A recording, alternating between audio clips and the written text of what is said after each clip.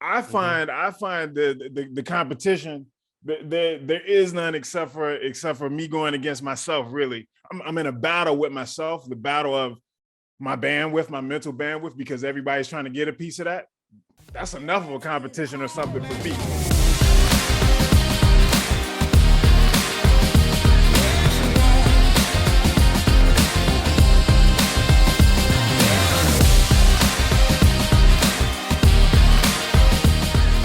What's up, everyone? Welcome back to the Campfire. I'm your host, Desmond Dixon, and I'm here with my fellow co-host, Mr. Joshua Jacko. What's up, Josh? What up, bro? How you doing? We live in. And no Heather today. Heather's doing a snowball fight at a live event, so it's just going to be us on the pod. And today we have a great one. We have an amazing guest. His name is Mr. Darnell Brown. And before I introduce him, let me give you guys kind of a quick take of who this guy is and why we brought him on the pod. Mr. Darnell is an award-winning growth strategist and educator. He helps today's leaders and experts save time, impact lives through brand clarity, empathy, and strategy. His clients include Band-Aid, Passport, Parking, and Dev Color. Man, what's up, Darnell? Glad you're on the pod, bro. Yeah, good to be here. Appreciate y'all boys. Appreciate the introduction and stuff as well, too, man. Heck yeah, man. Heck yeah. So Josh, man, you want to start it off, man? Yeah. So Darnell, first thing I have to ask is, what got you in this space? Tell us a little bit more about the aha moments and the backlogs of your journey. What got you to this point? Yeah. So I would say that, I think it all ties into just entrepreneurship. And I know y'all have already had previous episodes like on that topic as a whole. And so with me, when I was recounting my life, I came to realize that's like, I've always been this person, like all my life. I've been fortunate in that people started paying me for my drawings back in grade school before I even knew like how to sell anything. Like, I remember just doodling and somebody's like, oh, I'll give you my lunch money if you could do a portrait of me and stuff. So I'm like, oh, snap. I must be producing something of value. That was back in grade school. And around that time, ever since that point, I remember going to pick up pecans in the neighborhood and selling them in little $2 baggies, like just walking around the neighborhood, knocking on doors saying, y'all want some pecans in the fall time. Then I remember mowing lawns and stuff. This was all before I was at the age to get like a normal job, like 14 and a half, 15, my first job over there at Chick-fil-A. So anyway, when recounting that, I guess I've always just been this person at my core, just like always going to get it, but then again, falling into it. And I think what brought me all the way to where we are today in terms of growth strategy and education, this really has been an evolution from drawing Teenage Mutant Ninja Turtles, the live action movie that came out in 91 when I was 5 years old, all the way through now. It has been a natural evolution of drawing cartoon characters to talking with people and trying to help them develop their own personal brands or helping them become better salespeople or see sales in a completely different way. It's designing things, but in a completely different context now. Whereas I have to design like my own business model because it's so unique, number one. And number two, the methodologies that I'm breaking down with people, it's like, it's a 3-dimensional design. Like you got to pick colors and use voices and videos and all of these different things to connect with a person and get a person to trust you. And I think that's the whole through line to the whole thing is like, how do I earn someone's trust in the shortest amount of time? How do I help my clients do that? My students as well, too. I think everything is all about that. Branding, I define it as the business of earning trust. It's something that you constantly do. It's something that is not fixed ever. And really, if you're going to offer someone something or sell them anything, you have to have a degree of trust with them, or a person needs to believe what you're going to say. I believe in the long game because it's sustainable. So I don't believe in pulling fast ones on people. And so every little move that you make, every touch point that people can have access to you, you're being branded all of the time. And if you're not consciously doing that or being intentional about that, then other people are going to brand you. And usually you ain't gonna like what they have to say. So that's what brings me to this point, just being a student of the game all the time. And then just realizing, okay, man, all of these things connect in different ways. I thought drawing was this one thing, and then graphic design was this next thing. And now there's this whole other world that's like, man, graphic design is such a small part of what makes a business successful. It's so much more than that. So it's just really going into every room, like not the smartest person in it, and just peeping game from anybody. Like, I don't care how old you are, I don't care what you look like. Everybody that you meet knows something that you don't. If you approach life in that way, you're always learning, man. So 100%. I appreciate you sharing that, because, being in so I run a creative marketing agency myself, and being in the video space, one thing I've realized is my bread and butter has been storytelling, but not simply just storytelling just to tell a story, but using it in a way that builds brand. And I realize, for me, it's funny because my definition of brand, of building a brand, is really the experience that you're leaving with someone. What's the taste that you're leaving in their mouth?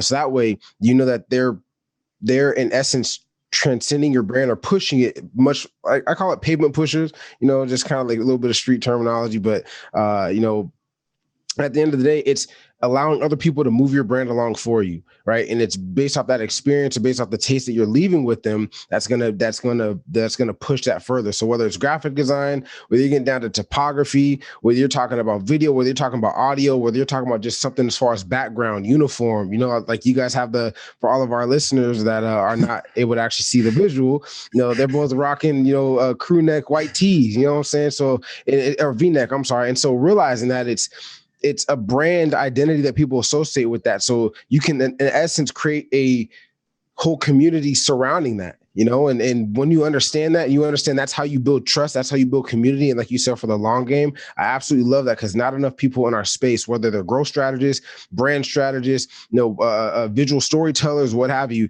they don't really focus on the nuances that actually drive not only story, but drive brand awareness, that then build the brand identity and the brand loyalty that then allows you to do a lot more over time. So, instead of you just trying to hit it for a quick lick right now, you're focusing on what's actually going to sustain people and add more value, that then makes them want to not only come on board more with you and buy more of your stuff or get more involved with whatever your mission or your objective is, but they're the ones that are actually going to go out there and help you sell faster than you could possibly sell yourself, because they're just using the stuff that you have as a way to secure your defense, while they're the ones telling people like, yo, I'm telling you, got to meet with this dude Darnell, man. Like, you got to understand what he's doing. Like, that within it's, that's a testimonial right then and there that you don't have to use a video for. That's a testimonial that, like, if someone else knows someone, if someone knows somebody that they can get you plugged into without you having to actually talk to that person, that's a lay down when it comes to actually getting on the phone with them. Cause it's like, bro, where do you want to go from here? That's the only question I got to ask. How big do you want to go? And how fast you want to get there, So I absolutely love what you're saying, man. And I love everything that you just said too. And I love your definition. And I think that both definitions are not mutually exclusive. Like it's an encompassing. It means different things depending on whether you're the client or the service provider and stuff as well. It's a hard term to really define, but I'm going to build upon what you said and stuff as well too, to hopefully make my definition someday a little bit more succinct, eloquent, descriptive, yet very very tight. So, man, I love that. Yeah, we got two brand strategists on the phone at the same time on the pod. Let's get it, man. Before I ask you this question, I was going to share something I thought was like pretty awesome relative to both what you said. Right. Okay. First thing was I read a book called. I remember someone made a recommendation. A mentor of mine that galvanized Denver when I was building my first startup. I had this amazing mentor. I can't remember off the top of my head. It was a woman at a pretty much a Fortune 100 company. And she was a marketing like specialist, like a, VP of marketing. And I was like, okay, so what's one book that you could give me? And she gave me Purple Cow by Seth Godin. And it talked about the sneezers. And man, when that like sparked my like marketing journey, and what you described, Darnell, was like creating like a brand that like people want to like just naturally share, like a flu epidemic, right? Like knock on wood, not COVID or anything, but like it just spreads because everyone's just so excited to share about what you're doing, right? And it kind of piggybacks what you said, Josh, as well. And something I want to share with the audience, because I'm all about transparency and giving out the free game and all the things. Something that we're doing with this pod that I found out, like I've been reading tons of books on PR, and that's relative to, a client that I'll give you guys some game on later.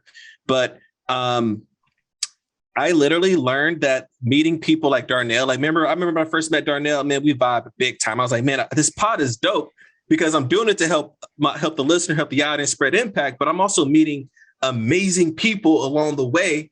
Yes. And they're all doing different things. And I'm like, I had this idea a couple of days ago. I was like, let me start connecting people that are meeting to each other that fit well, right? Energetically or messaging or same audiences, right? They can like give each other value, their community's value. So I went on a recommendation, mission, like just spreading, like connecting people, right? And, nice. And build, and that creates a brand for Campfire, right? Because we want to be about abundance and giving, yes, energy, right? Yes. Connecting people to their desired outcomes. So Darnell, man, let me jump into this question with you, man, because I mean, dude, I love your energy and like you're a powerhouse. So like, what's your take on like how to consume education for your business, man? Like, what's your take on that? Like, what's the best way to consume information? You think consume education? The best way is from what I have learned over all of the years, the best way, especially now, is you gotta get back to the basics. And by that, I mean, we're in an age of distraction and in an age where companies are spending billions of dollars to buy up your attention and your bandwidth, your mental bandwidth. Just you being able to sit still with your business idea, to sit still with it, be completely intentional and completely focused on that without every other shiny object syndrome coming into your space every 5 seconds, whenever you're on your smartphone, whenever you hop on Facebook, everything that's streaming on the sidelines of any website and things that you visit. You have to be extremely intentional about what you avoid. Just like as they say in business, so much of business success is like about all of the things you say no to. So with that type of mindset and like paradigm, you really got to get just completely intentional about what it is that you're trying to learn or what you're trying to do. So for example, if you want to come out with a lawn care business or something, or you want to become a lawn care curator, like you want to be the person that's connecting people, just like you were saying, Desmond, you could be a connector for clients looking to get like dope lawn care on a monthly basis, for instance. Like the amount of kind of mental gymnastics that you're going to do at first case, like you don't know where to go, you don't know what site to visit, you don't know how to start this business, all of that stuff. And then you get online and start looking for stuff, you're going to end up going down this rabbit hole, man. And you're going to consume too much. And then you got analysis paralysis. So the very first thing that you got to do is to get just super clear and shut everything off and stuff for a minute and just get at peace and strategize just with what's in your soul and kind of what fulfills you and what you're trying to do.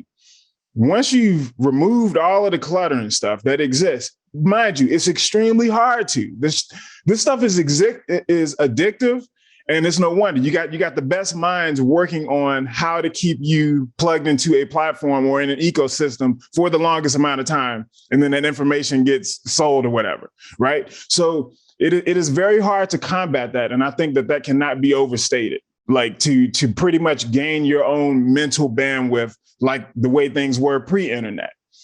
When you can do that and just chill for a minute and be cool with where your thoughts are, well, number one, you're gonna just have a much stronger mindset to like actually reach those goals. And then when it comes to the type of education to consume, you need to be locked and loaded and be like, okay, today I'm only going to work on networking with people that can help me in my lawn care space. I'm not going to look at anything else. I'm not going to educate myself on anything else that has to do with that. I don't care if people sending me dope articles and stuff back and forth or saying like, you need to connect with this person now. You have to say no to that stuff for a minute. Put all of that stuff in your read list later, or save that for the weekend. But when your time to work on your business is to work on your business, that's the education that you should be consuming. And I would most certainly go with, like, you don't want to get all of your information from one source, just like you don't want to get all your news and stuff from one thing, because that's how you can idolize things and people could have agendas and stuff. So you do have to corroborate what you even receive. So I would say, education wise, okay, consume things that have to do with the business that you're in. Corroborate that by getting those details from multiple sources rather than any one source, no matter how objective their findings or insights may be, because that isn't the whole truth anyway. That one source is only delivering objective insights just based on whatever it's interested in at that time. But there's like lawn care in and of itself. That's a 3-dimensional game and stuff. There's many facets to it. So if you want to become well-rounded and well-experienced, you gotta recognize that there are multiple facets to this game, multiple layers with it. Get your information, fact check and like evidence by multiple sources. And then you want to start to funnel that inward and say, okay, well, this makes most sense for my business. I'm trying to become a curator. I probably need to get connected with like a web designer or somebody who can help me build this idea. And then I need to get these lawn care companies and stuff on board. For instance, these 5 lawn care companies locally. Let me start small. That's the other big thing. Make education smaller too, man. Make it more specific. Make what you plan on doing in business, especially when you're starting up, very specific, niche driven, as I say, niche down so you can scale upwards. Get hyper specific, because it's going to be really hard to stay focused and driven on one thing. You will get sidetracked very easily on any given day if you don't have a strong mindset and if you're not intentional. If that makes sense, Desmond. Man, dude, I can remember my first business and you just described like exactly. I mean, I've probably started like through my entire life. I mean, probably a dozen business in college, party promoting and all types of things. And I can remember going down the rabbit hole and like figuring out where the heck do I even start? I went down like, okay, I need to set up an LLC. And then that was like a month thing of like EIN numbers. And I'm like reading all these things on these government websites. And I'm not even focused on like what my actual product is, which was a whole nother rabbit hole. And so like the difference between like when I was first starting out and a novice and you know, just trying to understand and where I am now, like what I noticed if I could know earlier was like, can I like get in front of the right person or even meet like a competitor and like figure out what they're doing and build and consume and like figure out what I need to know, like based off of like the evidence in the market. And then obviously we can get into first principle thinking as well. Like what are, you know, break things down to fundamental truths, which is a whole nother thing. Elon Musk is really big on that. Mm-hmm. So like, what's your, like, so you mentioned some things that were pretty interesting, man. So like you mentioned that, you know, there's the smartest people in the world whose job is literally to keep your eyes on a screen. Yeah, right. Absolutely. Algorithms are. So like, talk to us about like, what is your like preferred or like what you do in terms of like time management of like how to consume education in a way that's, you know, good for the brain and good and really good time management. Like, what's your take on that relationship between those two things? Yeah, great question. And the simple answer is this, Desmond. I dedicate one day of the week to education and education alone. It's my day of the week for consumption. So we'll just say, for example, that day of the week right now is Fridays. So on Fridays, everything that people been hitting me with, things that I really want to read, things that I need to read as well, things that can't wait, I do all of that stuff on one day in, and that's my consumption day. The theme is education. It's called my education day. Now I can learn anything on any other point in the week and stuff, like once I'm done with my work. So a simple example would be like in the evenings or something. If I don't want to watch a movie at that point or do any writing, then I could catch up on something that I would have saved for my education day. But yeah, ultimately I'm trying to relegate a lot of that stuff like to like a Friday and or the weekends. And time management wise, what that does is that goes back into what we were just talking about like having this kind of really intentional focus on just one thing and stuff at a time, to be able to sit with something and absorb it only. Because when I read things, I'm going to want to highlight them. I'm going to take notes. I'm going to get shiny object syndrome because it's going to send me off on another tangent. Like it might be a new business idea. It might be a podcast episode or something. Dope ideas and stuff come all the time, but you don't want to have like, I guess they call that like rabbit brain or something, or one of those animals where it's just like, man, you going everywhere with it and it's too much input. You really got to streamline this stuff nowadays. And I feel like that's our best defense, y'all, in terms of with the algorithms, with the billions of dollars spent on keeping you in certain ecosystems, is to really get control of your mind and stuff again, really, and get your mental bandwidth back. And to be able to say, no, you know what? I'm smarter than that. I'm stronger than this. I'm better than this. I know better. I've learned how to do this. So why can't I get my time? Why can't I get my own mental bandwidth back and say, no, I'm not going to read that now. I don't care how sexy it is. Right. So time management and with the education side, merge those two within a 24-hour period. I can consume as much as I can during that period. And then when that time is cut off, I move on to the next thing. Because again, you got to be stronger than everything else out there competing for your attention. And you do that by having stronger intention, I feel like. But it's a habit that you got to cultivate. Because like I said, it is not easy, man. That stuff is not easy. It is extremely hard to do. So you start one thing at a time. So for instance, to the listeners, I wouldn't, if I were in their shoes and they never did this, I would never do that try to do that on a single day. I would start with just 10 minutes at a time, maybe. Can you focus on reading one thing 10 minutes without eating your lunch, without brushing your teeth, without checking your phone every 5 minutes? Put the phone in airplane mode, put it in a different room and say, I'm going to read this article for 10 minutes straight. I won't have any distractions whatsoever. See, can you do that first? Start with 10 minutes, maybe even 5. That might even be too much to ask. Just start with 5 minutes. Then you work your way up to several hours. But it's going to take time to get to where I'm at with it. And I'm not even bulletproof with it yet. I'm still on that pursuit. So I recognize this. I'm still a student of the game. I've been doing it for a long time with the time management stuff and with these little hacks. But I recognize, man, you got to baby step this stuff. It is very difficult to do and it can't be understated. And it's no wonder why we're addicted. We're addicted to the dopamine and stuff, the engagement and stuff that we get back and forth, this dialogue that we have with people. We're not comfortable in our own minds being alone and stuff anymore with what we're learning. We're just not comfortable with that. So we're soft a little bit, man. And we got to get better at doing those things and just being cool with being to yourself and absorbing what you need to learn, being completely present with it and saying, okay, man, like, dang, I get it. This clicks, this works.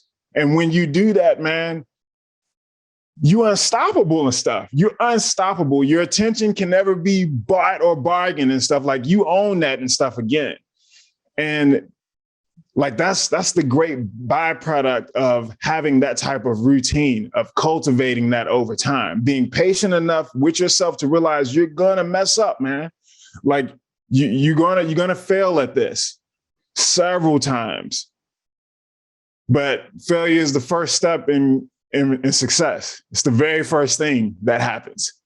So if you want to get there quicker, like go ahead and make these failures and stuff. Go ahead and realize it. Be patient with yourself, but start small. Start with 5 minutes at a time, 1 minute.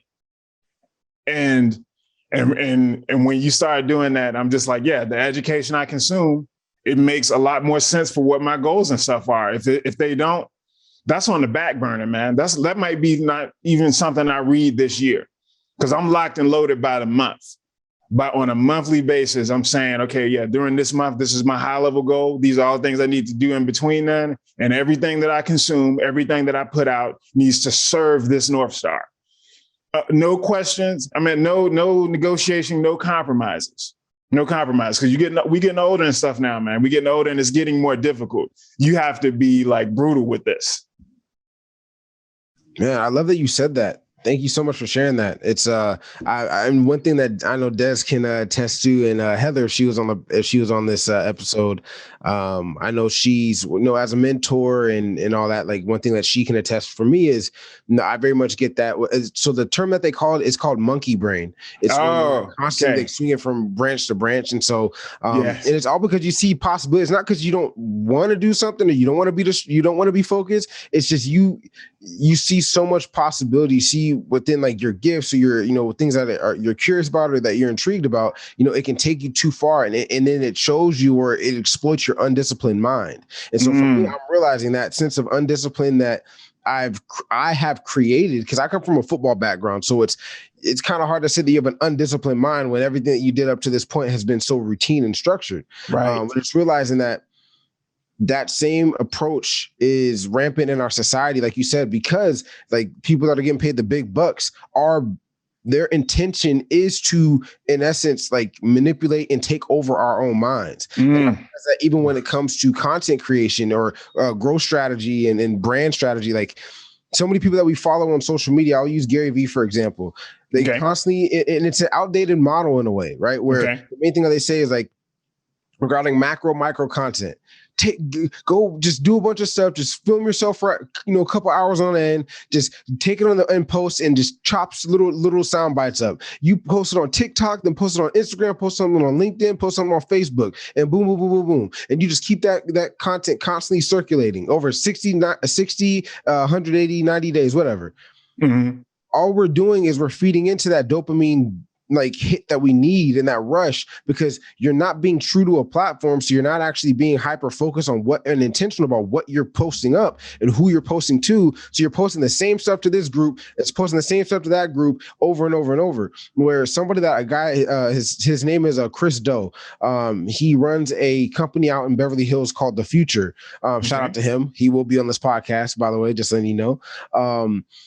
One thing that he talks about is how when you're doing micro content, he's like, he's like, I love Gary Vee. I love his ambition. I love his message about gratitude and being patient in your journey. He's like, but one thing that people don't realize is when you take a step back, why would someone hop off of your Insta? If every platform is made for you to stay on that platform and all pretty much monopolized within itself, why would they try to get you to leave that platform to then take your content to go see it on YouTube, to then all of a sudden see that on LinkedIn, to then all of a sudden go see that on Facebook, and then go see that on TikTok before they go to bed? He said that doesn't make sense if you're sending the same if you're putting out the same video, sending the same message that they already saw 3 or 4 times earlier, either that day or that week. It makes no sense. So why not focus on 1, maybe 2, if you got it like that, platforms to really hone in on, understand the platform, understand the algorithms and how they change throughout the updates, understand who you're marketing to, what type of within a certain window, what they're really looking for. That way you really build that connection that we were talking about. You build that trust factor, you build that community within itself that allows you to then, like you said, niche down to then be able to, scale up over time. So then you can take that same type of process, because they're on another platform, and then just extend that and maybe some other form of content, maybe a larger dosage of that content, or maybe a smaller, depending on the platform. But in essence, you're taking that and you're niching that down, you're hyper focusing within that, and you're being intentional about how you're going about communicating with people. And even in the opposite way, I realized one thing I wrote down that you said was how you do one day of like education consumption. I'm doing like 8 days, and I'm like, I don't even have 8 days. How are you doing 8 days of content, of consumption? So it's cool to hear you say that, because like I now know that that's one of my stretch goals, is to get down to one day where it's uninterrupted focus, and even extending that, to be honest, when it comes to just doing one day of content creation. So it's like, okay, I'm shooting these videos and I'm editing these videos all within the same day. So I know what I have going out for the week, rather than me doing it like, okay, well, I have time now, so I'll stay up until 2 a.m. to just go ahead and edit a couple videos. I'm like that. And then the next day you're already burnt out, because you've in essence, you've already emptied your reserve fuel tank that you had, so it's like you're not being intentional by moving in that way. And we wonder why our heads are constantly spinning, and while we are using a new distraction as a way to get rid of the old distraction. And all we're doing is compiling chaos on top of it, So hearing you say that, it really stands, like I literally am taking notes. I mean, Desmond knows I take notes in every episode, but I'm really taking notes here. I'm like, man, like, I know I can apply this stuff like ASAP Rocky. Shout out to him, by the way. But I could apply that right now and not have to wait, to be able to see those results. It's just a matter of me challenging myself to create that like bulletproof mindset in a way. Because entrepreneurship is not, it's not for the faint of heart. And a big part of that exploits that I'm learning, that exploits us, is really our mindset. If your mindset is off and your mindset is undisciplined, your routines are going to be undisciplined, because your belief system behind it and everything that's backing it isn't there to sustain it. So you might believe in yourself and be rah, rah, rah, listen to Tony Robbins, video, shout out to him as well. Listen to Tony Robbins video, for like 5 minutes and be like, one of the goats. Like, yeah, let's go. And then 10 minutes later, you're like, you know what, bro? I don't know if I really believe that I could actually do all that stuff. So I might have to either listen to him again or listen to him all throughout the day, or I have to go back and I have to take a step back and do something different to actually like rewire my brain and create that sense of discipline that I need. One thing that, Desmond did, he actually inspired me. I think it was a year and a half, 2 years ago. He had listened to this book by David Goggins called You Can't Hurt Me. And I remember he started posting about how he was doing like long distance, like running and stuff. And when I saw that, I was like, dude, like let's be honest, unless you a certain demographic of, let's say Kenya, you ain't doing long distance. Like we'll beat you all day in a sprint. I'm Nigeria. My family's from Nigeria, Madagascar. So I'm telling you right now, we are not long distance runners, but it's like, I realize that's a belief system that we've created in our mind, that we can't do that stuff, because once you get in the race and you realize that once you change that belief system, you can actually do that. And seeing him do that, it motivated me to actually do that. So when the pandemic first started, I was running more miles than I've ever ran in my life. Not realizing that, like, oh, wow, like once you just allow yourself to go there, you realize that you can do more than you realize, so it's going throughout your journey of entrepreneurship, of life, what have you, just becoming a man. You realize that it's you going from one identity and you building on top of that for the next identity. As you continue stacking, that compound effect really does take place. And so seeing all this stuff, it's like, it's making more sense. And I now know what I get to now apply into my, current situation to then be able to stack. Cause I'm telling you, my schedule has been filled with clutter and chaos and squirrel. Oh my God, this squirrel. Not doing nothing, because at the end of the day, no one's able to really see you for you, because you're, too busy being cooped up from, every other thing that someone else is doing and showing you and trying to get you off basis of your own self to be able to, to push out there. Josh, you just said something dope that I want to get Darnell's take on. There was a lot to unpack there. But one thing that you said into another form of consumption is we were all there, man, right? At some point, right, where you watch these motivational videos, you go to these seminars, you do all these external things to keep pumping yourself up, or having to listen to music to motivate yourself, which is the difference between motivating and inspiring, but you're consuming to motivate yourself, which is then distracting your brain, right? So like, I want to hear your take on that, man, around like consuming, like bringing on other people's projections in order to like fulfill yourself and not like figuring out doing the inner work. So to have that, that internal flame that's always burning inside you, right? That desire, that like that well that you can always tap into, right? If you were at the top of a mountain by yourself, isolated, you'll know how to like inspire yourself to survive, inspire yourself to build a foundation, inspire yourself to start a family, right? Like, so give me your take on tops of, consuming, from other people to motivate yourself, right? Like other people's projections. Yeah. Yeah. All good stuff. All good stuff. That is a great book. That's probably in my top 5 of all time. Great book, great influence as well too. And some of those principles in that book actually apply to my response to this question. But, as you were saying that, Desmond and Josh as well, I think that in the consumption game and having to use other people to constantly, like you said, get you motivated and stuff. Well, one thing has to happen. We all see or witness examples of great feats being done at some point that unlock something in our own conscious that says, oh man, I couldn't like that inspires me to go do something. So the first part is recognizing that inspiration is probably going to be external and stuff at first, because we need to see examples and stuff of that being done, whether that's witnessing it, a live event take place, whether that's you reading it.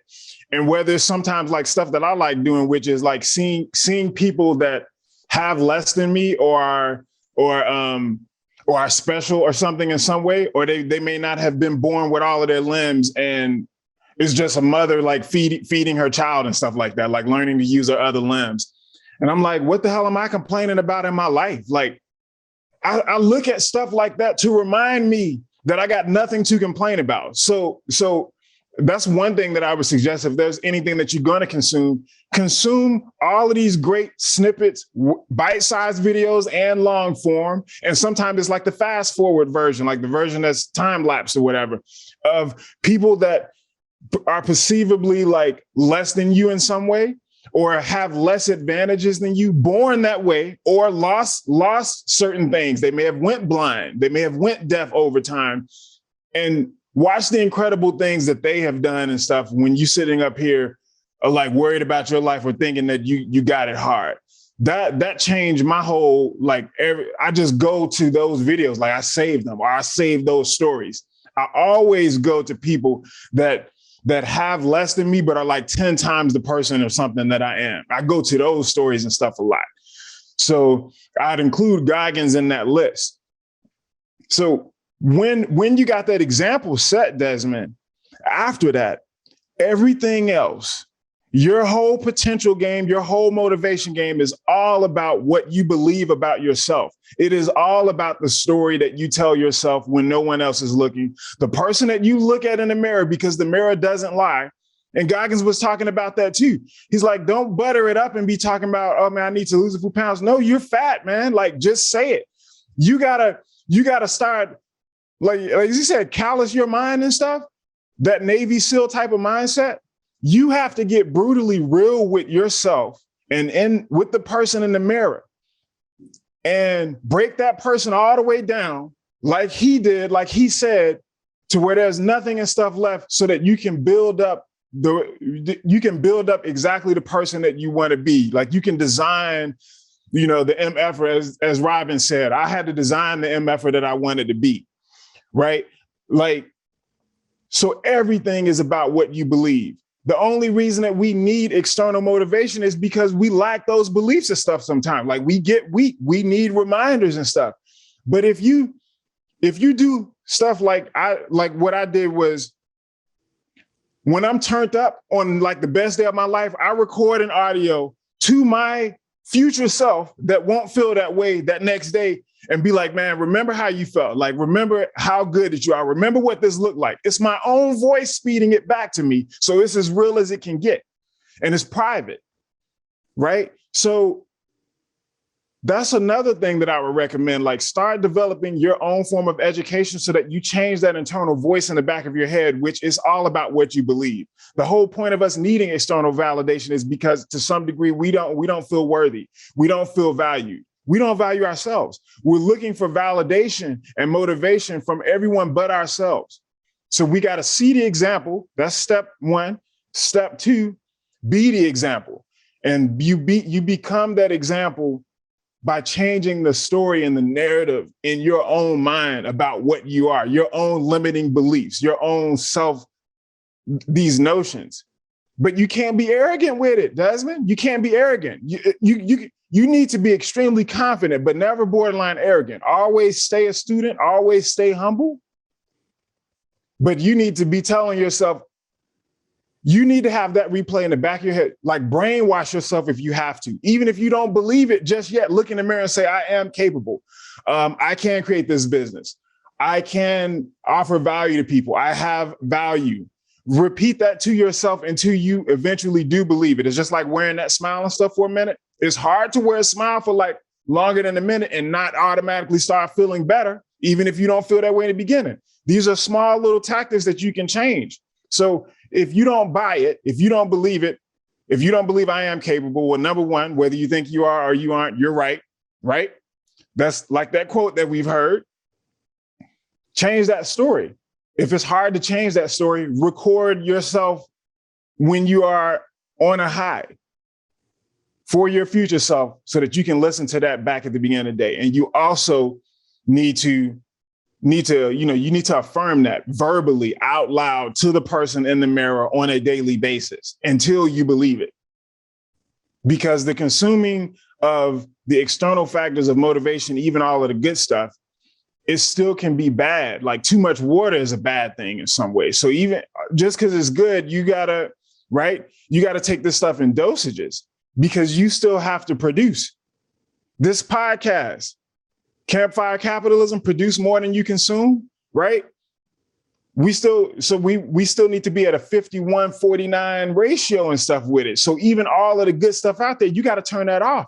And just like we were saying, it's after you put down the book, after you've left the seminar, when life starts, how do you keep up that momentum over time? It's never enough with education. You do that by changing the story in your own mind and going back to your stories and anecdotes that you yourself have written because you've gotten real with yourself. You've broken yourself all the way down. And you say, no, I got a bulletproof mindset. I got an unstoppable mindset. Like, why would I believe anything less? Anyone that is telling me that, there's something wrong with them. Like, they're afraid of my potential and my greatness. They're afraid of this. Like, I'm a threat to you. That's the only. And so if you're telling yourself that, or you got demons on these shoulders, like questioning things, you gotta strengthen that voice and you gotta change that story. Everything is about what you believe about yourself. It's not about when anybody else tells you or thinks and stuff. Everybody got their own agendas. People going to have bad days. But who are you when the camera's off, when it's just you at home and you know nobody is watching? Like that person, we should be cool with showing more of who that person is in public. We all got these public masks. And so we can make those shifts and stuff by making those recordings of when we feeling ourselves and changing that story, even if we don't believe it, by brainwashing ourselves into believing it, because you can be brainwashed to pretty much believe anything if you hear it enough, good or bad. If you tell a person a lie long enough, like they'll eventually believe it's the truth. Same tactics that's, art of war type of tactics that you can apply for good, probably. So. First of all, it's one of my favorite books, Art of War. I probably read it the most outside of The Go-Giver by Bob Berg. Download it, Audible, plug in, we'll put it in the show notes. Shout out. Dude, you said so many things there that landed. The first thing that came to mind that I want to unpack, and I'm all about giving game to the audience. I love how you gave them game with, record yourself. Something that helped me when I first did, I was running like marathons and half marathons, and I ran an ultra during the pandemic by myself because, races were canceled. So I ran 32 and a half miles in San Diego, just like all day. And and it all started with like, I couldn't believe I could run more than 2 miles, man. Like, I was like, I hate to run. And I ran every day for like over a year because I wanted to prove to myself that I could do something I don't want to do, and ended up turning into something I loved to do because I got so much clear, and like the amount of time you have with yourself and your thoughts, and you surprise yourself of like how far you can actually push yourself. And I think that gave me the evidence to give my internal self more confidence, because I like running gave me so much evidence, which brings me back to this. You mentioned that you need to see some, snippets. I agree, of like what greatness looks like so that you can emulate those things, and contrasts of like what down and out looks like feeding homeless. And, I'm traveling the world, man. I see like all types of poverty, abject poverty, all different levels of it. Right. And it just gives me so much gratitude. Right. But what I think I want to say in terms of giving yourself this evidence that really helped me, guys, and I just want to share with this, I'll call it the 3 C's: commitment, consistency. We'll start off with those 2 first, because I want to unpack those. So like commitment and consistency are like by far the 2 biggest ones out of the 3. I'll give you the 3rd one in a minute. But like make a commitment and be consistent in a commitment, because when you keep a promise with yourself, like that's all that matters. Like if you make let's say you make a declaration today, like, hey, I'm going to go to the gym, eat. I'm going to call 5 prospects. I'm going to, post 3 times on my social media profile. I'm going to help, whatever your commitment is that day. Long as you achieve that goal, like you're literally like adding to your self-worth every single time you keep a promise with yourself, and you're giving yourself evidence, and it compounds. Like interest. Every single time. Like interest. Yeah. Yes. We all like compound interest, man. Don't. And I'll be real with you guys. Like, I told myself something radically honest. I love how you say you got to be radically honest. I remember when I was sitting by my, before I started my first business, when I was between corporate, I was like a couple months in, and I had to be radically honest with myself of like, I am freaking broke. Right. And my net worth at the time in terms of assets and the debt were like pretty much 0. Actually, I think I was negative. Right. And me being honest with myself, like releasing that mask of like the facade, like, oh, everything's okay, gave me the space to really focus, because I was coming from a place of honesty. It's like how you said with David Goggins, like, if you're fat, you're fat. And I remember I had that moment sitting in a living room with 2 freaking strangers that was visiting my roommate. And I was having a deep conversation. It was like, yeah, just be honest with yourself. I was like, yeah, I am freaking broke. And it was the thing I was afraid of the most, right? Was being broke, going back to poverty, and confronting that fear and realizing that it was not as bad as I thought it was, allowed me to like really focus and let go of my attachment of what it needs to look like, and just keeping promises with myself.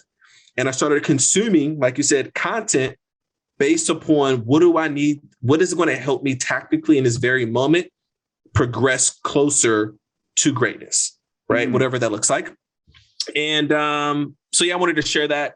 And then the last thing I wanted to share, which I think is relevant to this conversation, was like I love how you said that you do 1 things of books, like you have 1 day a week. I learned that taking a month off, I go on rampages of reading. So like I will read like 6 or 7 books over like 10-day, 2-week process. And then I will put the books down for a month. And then on top of that, I learned that compounding, because we're all about compounding. Compounding is what builds wealth. When I put down my phone, so I was on vacation pretty recently. This is a funny story. I was in Isotepe, Mexico at a retreat. That was a little solo retreat for myself. And I was still working. Right. I'm like trying not to work, but I had calls scheduled. I had some obligations. And I got to the point to the end of it. And I was like, man, I need to just put my computer and my phone down, because I'm consuming the war in Ukraine's going down. Right. Like all these things are going down. I'm just consuming. I'm on Twitter. I'm on YouTube. I'm on emails. I'm just like I'm just being programmed.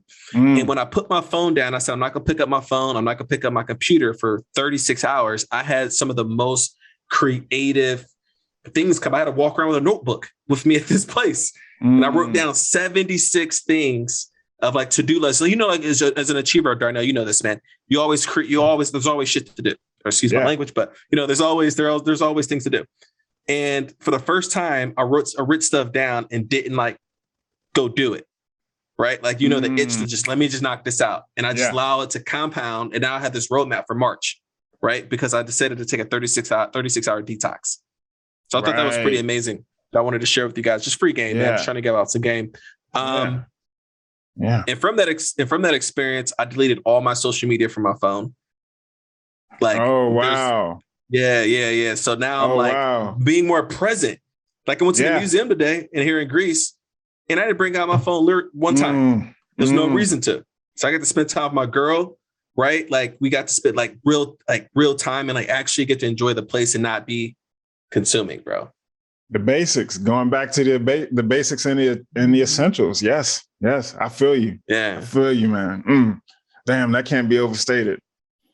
Just doing one thing and being present with what you are doing. That's it. That's it, man. It's hard too, boy. It's hard.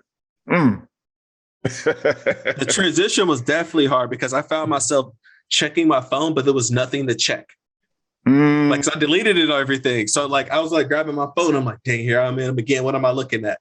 That anxiety a little bit, that separation anxiety a little bit. It's hard, man. This stuff ain't easy. That's why I said you gotta start with one shift at a time. I like how y'all both got, y'all's own approaches to time management and stuff. And I learned from y'all and stuff as well. And I think that, you really gotta, depending on what your entrepreneurial pursuits and stuff are, or obligations or projects.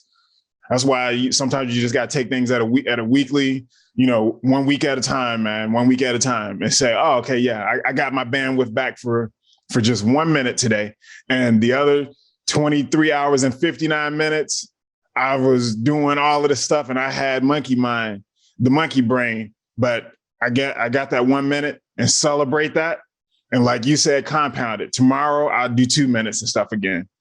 Because it's hard just to take 3 deep breaths in meditation mode and not have any thoughts and stuff again. So like, it's damn sure hard to do 1 minute separation anxiety from our devices. And that's the other part of it. Like, we need all of this external motivation because we got issues with how we value ourselves and what we think about our own self-worth, which is why we need constant appreciation and a validation externally. We're not getting it from ourselves, but we could provide that to ourselves. We can. I've done it. Because all of that can be taken away from you. All of that can be taken away from you, but not what you believe about yourself. Never that. That's the one thing that can't be.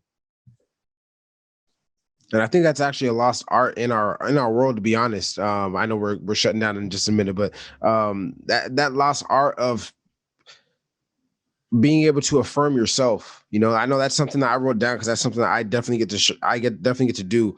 From football, I used to remember I always used to do that. So it's like, whether it was workouts, it's like, I'm the best, I'm a champ. Let's go, champ. Let's go, champ. So anytime you're struggling, it's like, let's go, champ. So when you get in the game and the dude's lined up against you, it's like, who are you, bro? Like, you don't know what I put in. You don't know the work I put in. So I know you. Who are you to challenge me right now? Come on, like, step up.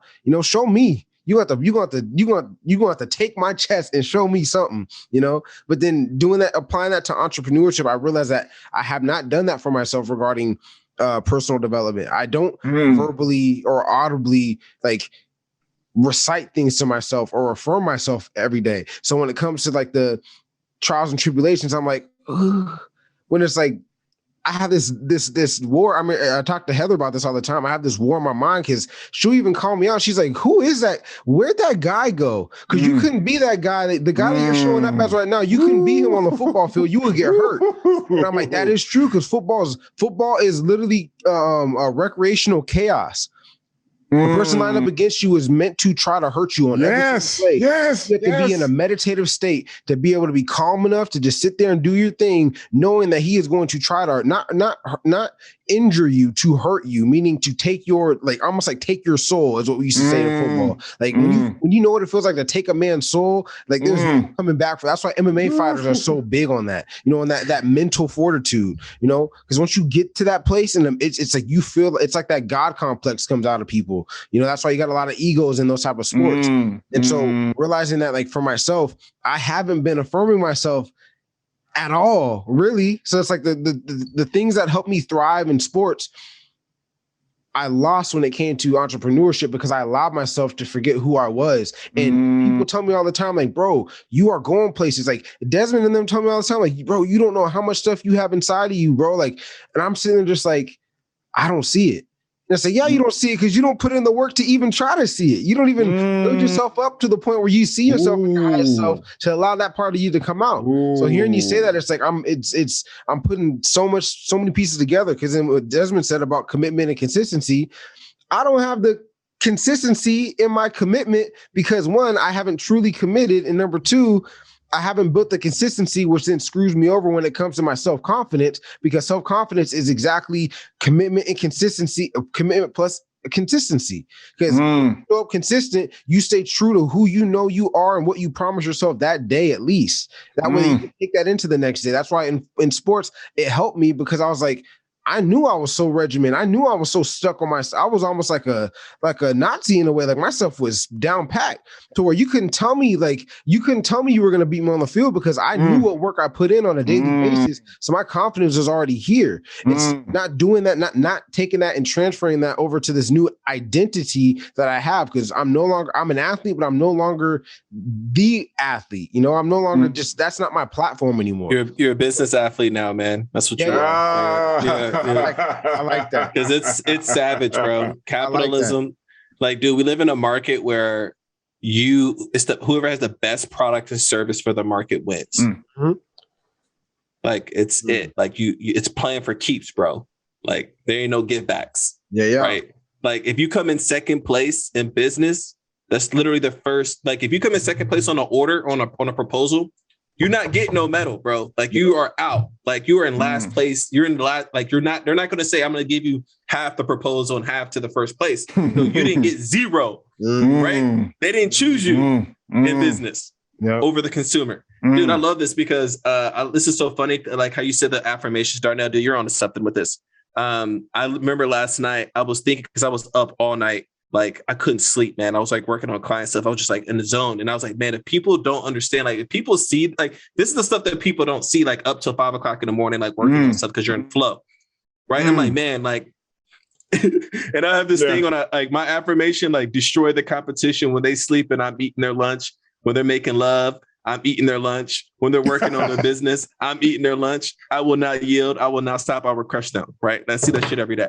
Right. Yeah. I hear you, man. I hear you.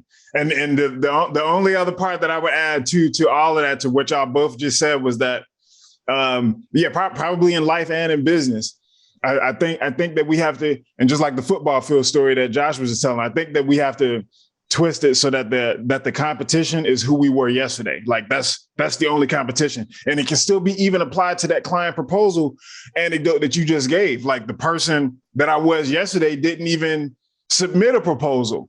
The fact that I did is its own success.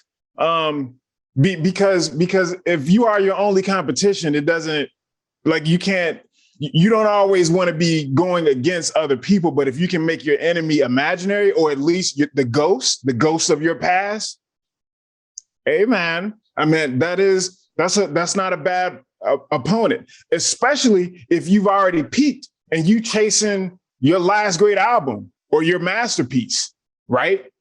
How do you do it again? How do you go from not being a one-hit wonder? I find the competition, there is none except for me going against myself. Really, I'm in a battle with myself, the battle of my bandwidth, my mental bandwidth, because everybody's trying to get a piece of that. That's enough of a competition or something for me. I'm just saying. I get it. So here's my thing, man. When I see someone, like, for instance, I'm about to spin off a recruiting agency for my consulting company. When I see other dudes who are doing recruiting, right, in the space, I'm like, I am better than you. I know I'm better than you. Okay. I know, like, I am going to eat your lunch because I'm going to provide such a better product, service, experience for the customer that it's going to be a no-brainer. Right. So like when I see the competition, I'm not seeing it like I'm going to be. I see it as like, I am better than you. There's no, like, why are you, like, I'm going to destroy you. Like, that's my view on it. Right? Okay, bet. Yeah. All right, I am better than you. I'm going to destroy you. Like, I'm not working to get better than you. Like, I'm not competing. Like, I am going to destroy you. Like, you don't even exist. Yeah. They're not even competition. Technically, they're not even. Like, you're not even in the same league right now. Really? Yeah. So I'm going to destroy you. So that's my mind. But yo, man, this was sick, man. And really appreciate you for coming on, man. This was super fun. We're definitely gonna have you back on again for part 2. Bring Heather in this fire. We'll have a little parade going on here. So any final thoughts before we wrap up, man? The only final thoughts I'll leave you both with is that I am for Josh. I have created a course. It is expanding on the topic of creating these daily themes and kind of how to do them, how to cultivate that habit, and have daily themes that apply for your different entrepreneurial pursuits. Not that that's a plug, but just because I wanted, like, it's smart for me to mention to him that there's more there and stuff, more than we had time to cover in this one. I also created a free resource. It can be for your listeners, or if you decide not to play this segment, just chop it off. But I created a resource over there at darnellbrown.com/OYT, which stands for Optimize Your Time. Desmond, this also could apply for some things that you were trying with the whole time management side of things.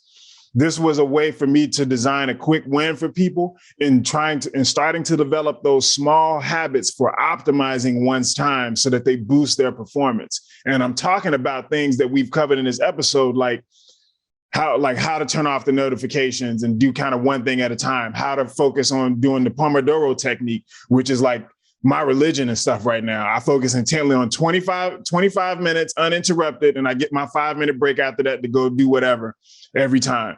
So I got resources for this stuff, man. I just, there's more where this comes from. Obviously the education always continues. And that's all I got for you. I appreciate y'all. I appreciate whomever listens to it, as well as both of you fine gentlemen, for your ideas, your anecdotes and stuff as well. I learned, and most importantly, I appreciate your time, how little of it that we have and how it can be given in any direction. I mean, just to be able to spend time with people, man, that we don't get back.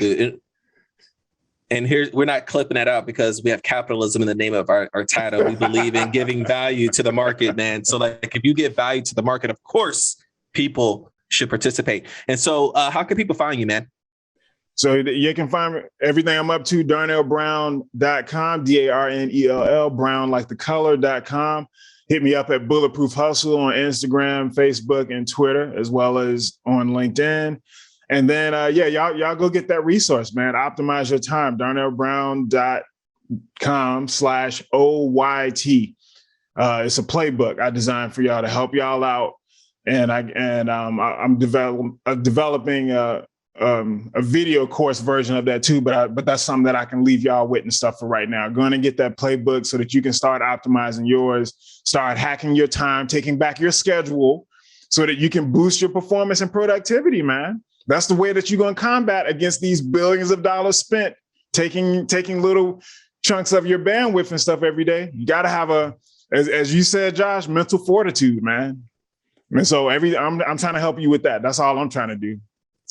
Boom. I'll be checking that out. Thank you so much. Yes, sir.